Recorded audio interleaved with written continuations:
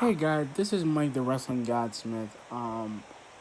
This video is actually not about wrestling at all. It's actually about a little bit because I know I don't really talk about video games much, but I'm gonna talk about it anyway.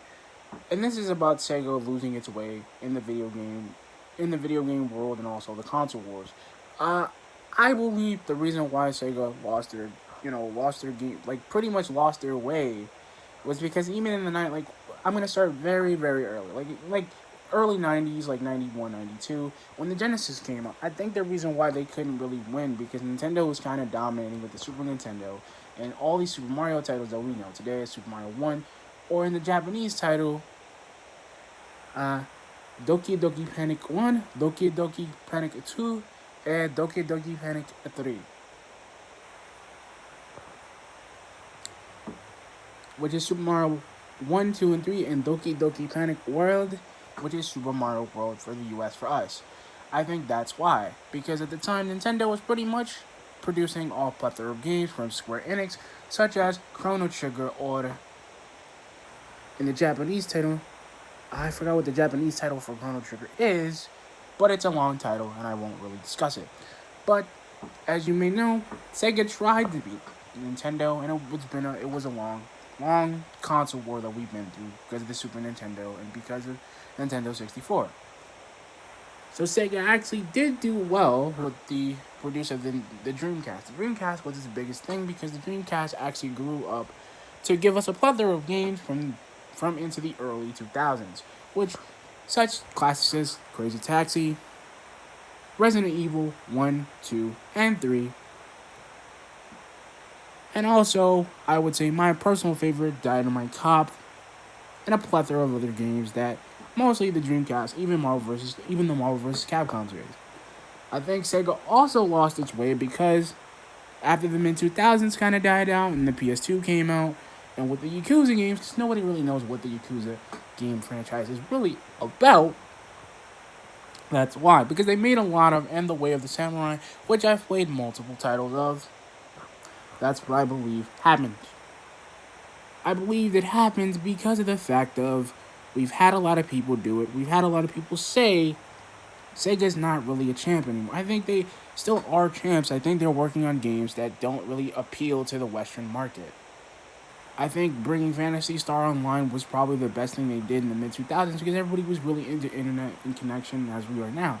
I just think that bringing it back now really isn't really helping. I mean, if anything, before I forget, I think they also lost their way because of the other fighting game IP they were having problems with back in the 90s, which is two fighting game IPs that they were working on, which was Virtual Fighter and Virtual Fighter 2 and Eternal Champions. Yes, I said Eternal Champions.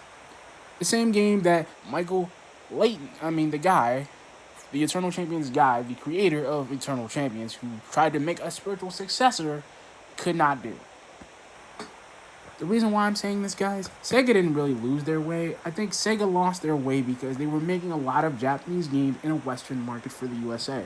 Because a lot of games like Shenmue 2, Shenmue 3, I'm not mad. I like the series, but I kind of felt like I missed out on it, and it doesn't really tickle my fancy to play on a I guess you could say a modern console because Sega, and I think they lost their way because of the Dreamcast as well, because the Dreamcast had problems. Most people don't know about Sega as much as I do, or the Yo Video Games guy, Matt Simmons, they call him Simmons, is really the Dreamcast were supposedly supposed to make another version, which was the Dreamcast 2, but couldn't do it because the PS2 at the time was coming out. Sony was already toppling the console market with the PS2 and the 400,000 sold copies of the PS2 and all the games and the mascots and so forth. So Sega pretty much lost on the console war. The only reason Sega's not really out of business or lost their way is because there's not a lot of games they can really rebuild to get them back on the top. We might get a couple of things in the near future coming into Shenmue. We might get a Shenmue 4 if the sales were high enough.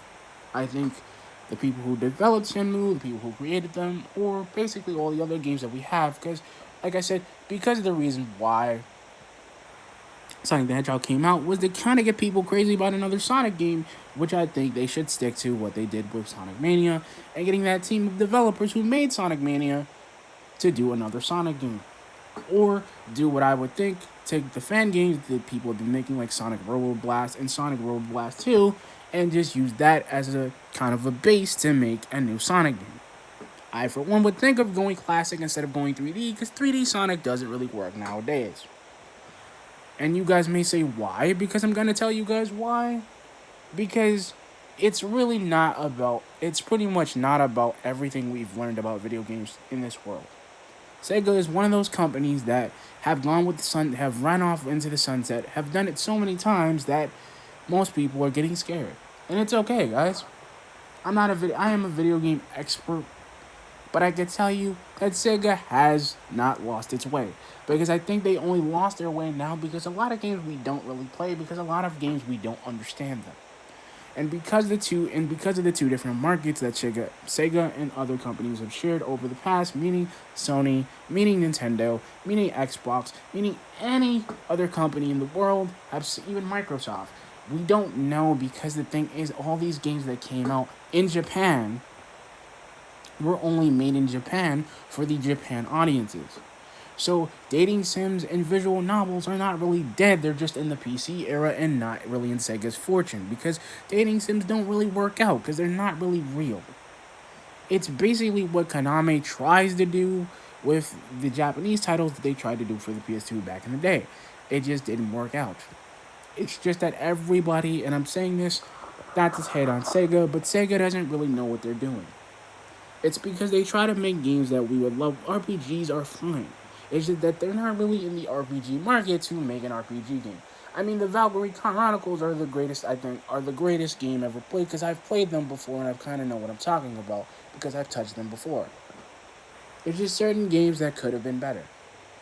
It's just certain games that they probably could bring back but never will because Sega has a lot of games under their IP from the different companies from Sega USA and Japan. Because the Virtual Fire, and I'm gonna say this, and you guys are you're probably gonna hate me. I think the Virtual Fighter series was dead because Tekken came around and kind of killed it. Because I think Sony didn't want Sega to come in and build their thing. Because you know what? Sega was doing good with the arcades because of Soul Calibur, and Soul Calibur is really a Sega-based Namco game. Most people don't know that Sega and Namco make deals every year. Namco and Bandai are pretty much before Namco and Bandai came around and made all the other Soul Caliburs we know.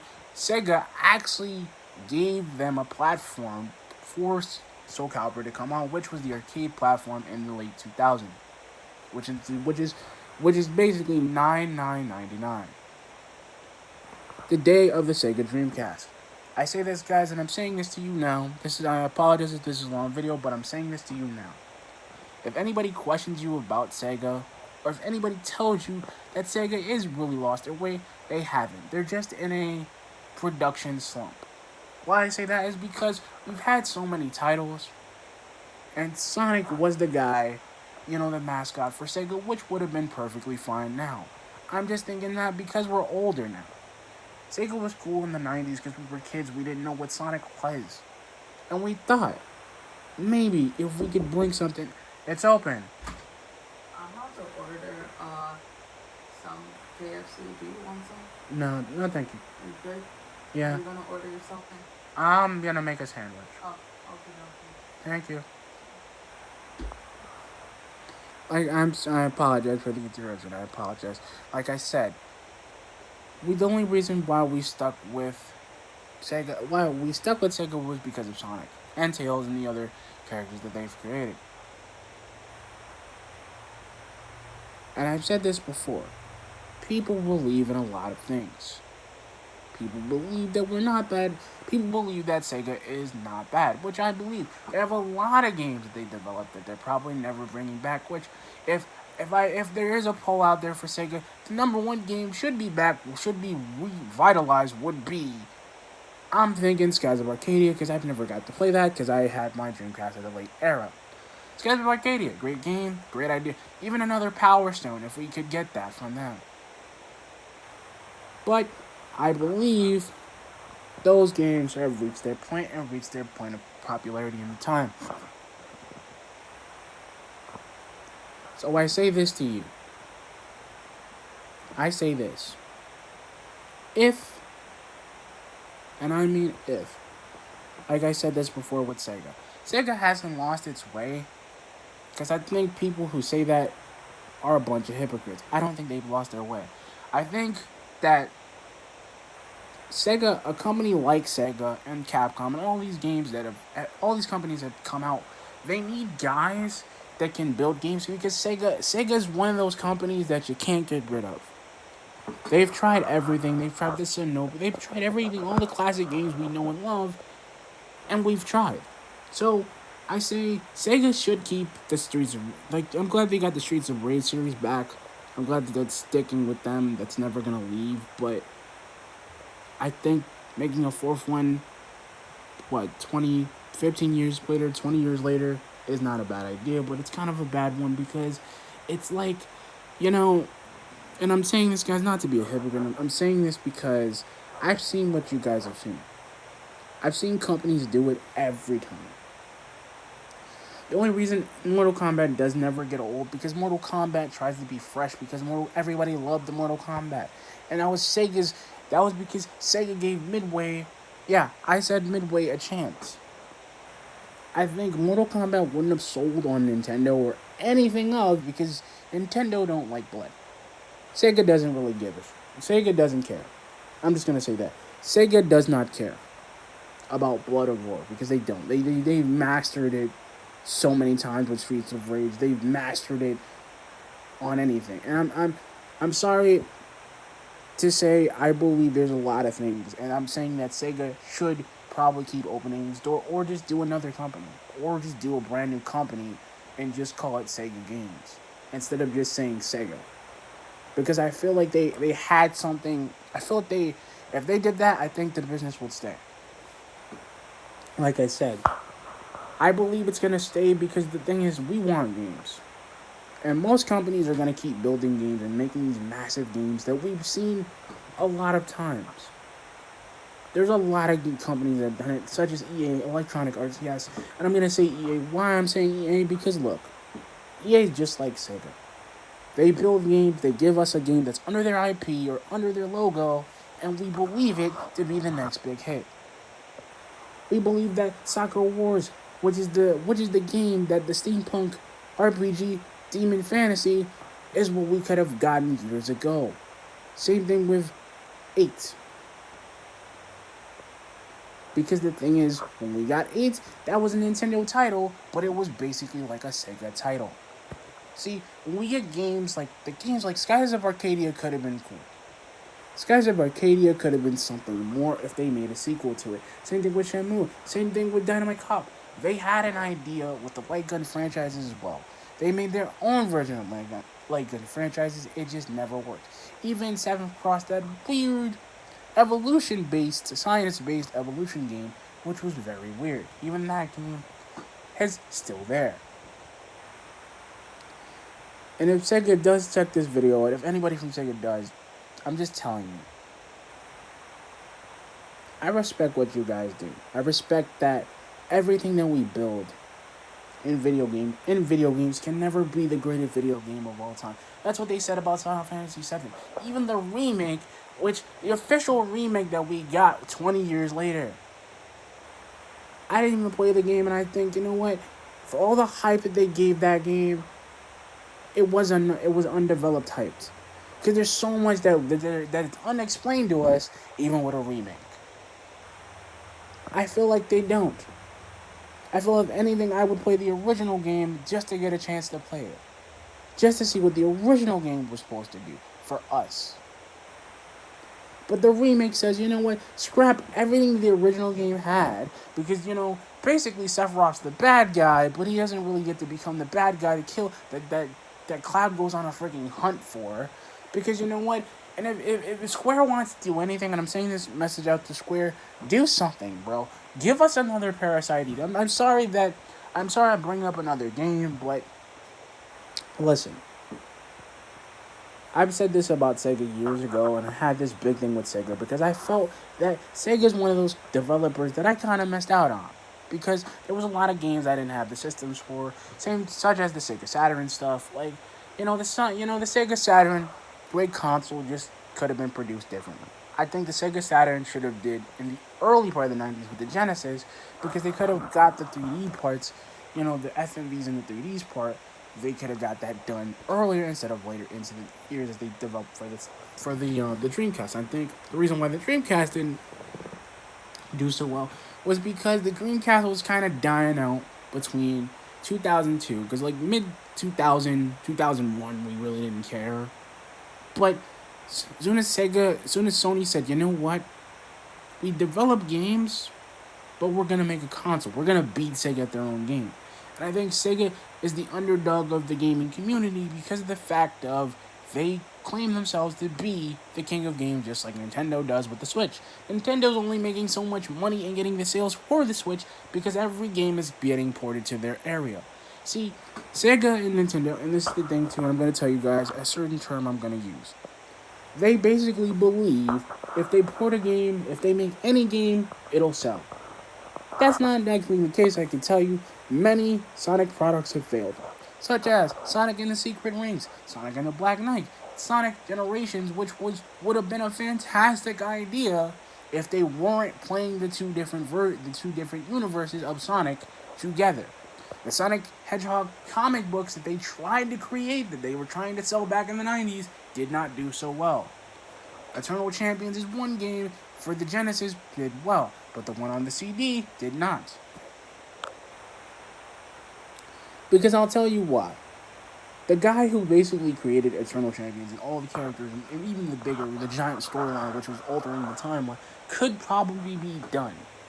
I wouldn't have given it to Sega. I would have gave it to another company or developed my own company to create it. Because the thing is, you need people. That's the thing. Same as Daikatana with John Romero, the guy who, the real original head of Bethesda and ID, id, is him. They don't really talk about John Romero because they don't really want to give him credit for Doom. They don't want to give him credit for Wolfenstein either because they don't want to give him credit for it. They're just taking what he built and making it better. See, that's the reason why Sega doesn't give games. Because they give us fantastic games, and when fans like us want more, they give us a taste.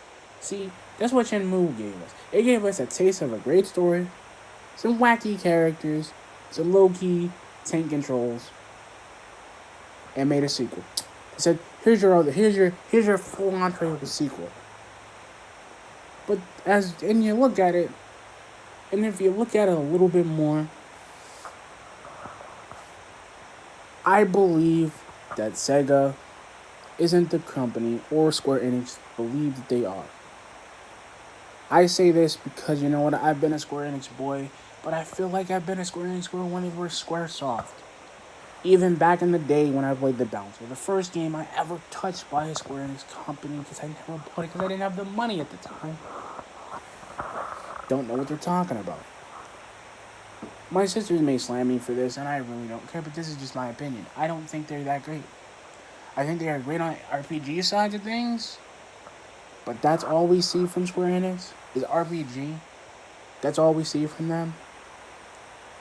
Not to mention that they take whatever they build, but they don't take the games that made them famous.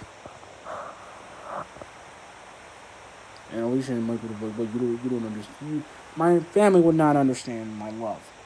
What I'm saying is this. Sega has now lost their way. Sega just got their way back because of Sonic Mania.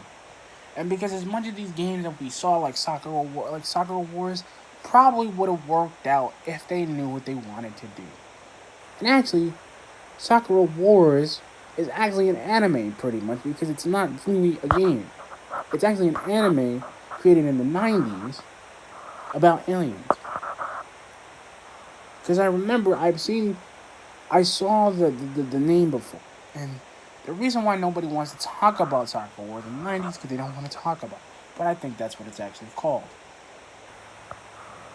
So I think Sega got the rights to that, but I don't really think they did. I think they just made it up. And I think it's really a copy. But don't.